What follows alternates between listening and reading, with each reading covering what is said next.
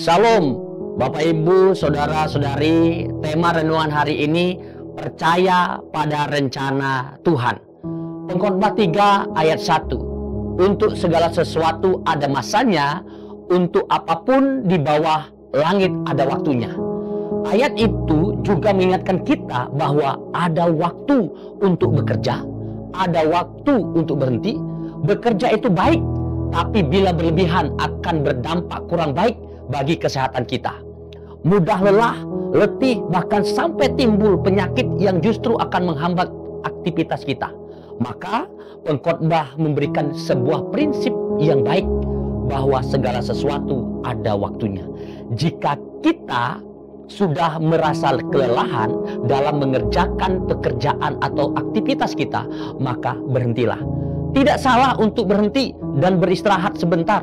Beristirahat bukan berarti diri kita malas, namun istirahat membuat kita bisa mengisi ulang daya kita, sehingga kita bisa mengerjakan kembali aktivitas kita dengan daya yang penuh.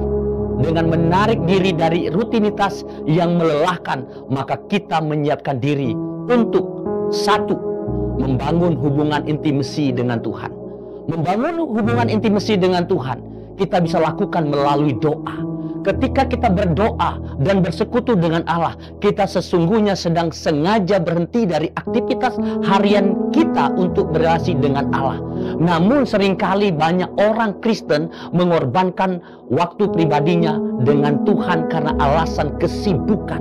Menurut saya, ketika banyak orang Kristen menganggap bahwa hubungan pribadi dengan Tuhan tidak lagi diperjuangkan, maka sebenarnya kita sedang membuka celah si jahat masuk, membuat relasi kita dengan Allah semakin jauh.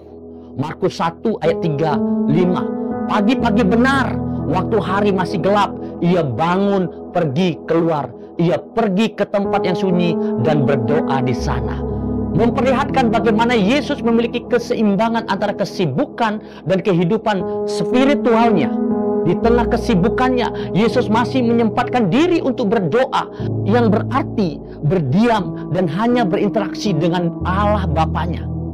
Ketika ia berdoa, ia sedang mencari Tuhan dan menikmati waktu istirahatnya dalam doa dengan Allah Bapanya. Membangun relasi yang intim dengan Allah. Yang selanjutnya itu membaca dan merenungkan firman Tuhan. Mazmur 1 ayat 2. Tetapi yang kesukaannya ialah Taurat Tuhan, dan yang merenungkan Taurat itu siang dan malam.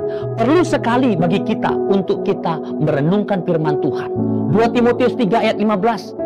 Ingatlah juga bahwa dari kecil engkau sudah mengenal kitab suci yang dapat memberi hikmat kepadamu dan menuntun engkau kepada keselamatan oleh iman kepada Yesus Kristus. Mari kita renungkan firman itu siang dan malam menjadi yang utama dalam kehidupan kita. Disiplin untuk mengerjakan keselamatan yang Allah anugerahkan.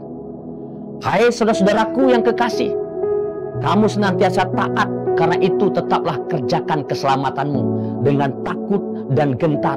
Bukan saja seperti waktu aku hadir, tetapi lebih pula sekarang waktu aku tidak hadir. Kita perlu mengerjakan keselamatan kita dengan apa? Memperlihatkan kepada orang bahwa kita adalah murid-murid Kristus. Yang kedua, beriman kepada janji-janjinya. Merupakan sikap untuk percaya pada janji-janji Tuhan dan menjadikan janji-janji tersebut sebagai dasar pijakan iman kita. Karena apa? Perlu kita beriman. Karena iman itu sebagai pijakan kita untuk kita berharap kepada Allah. Roma 1 ayat 16-17 berkata, sebab aku mempunyai keyakinan yang kokoh dalam Injil, karena Injil adalah kekuatan Allah yang menyelamatkan setiap orang yang percaya. Injil adalah kekuatan Allah yang menyelamatkan setiap orang yang percaya. Perlu kita sampaikan kepada semua orang, saudaraku kasih Tuhan, sebab di dalamnya nyata kebenaran Allah yang bertolak dari iman dan memimpin kepada iman, seperti ada tertulis, orang benar akan hidup oleh iman. Orang yang beriman kepada Tuhan, dia akan hidup oleh imannya. Dan percayalah itu, mari kita berjalan dalam iman. Puji nama Tuhan. Tuhan Yesus memberkati saudara semuanya. Amin.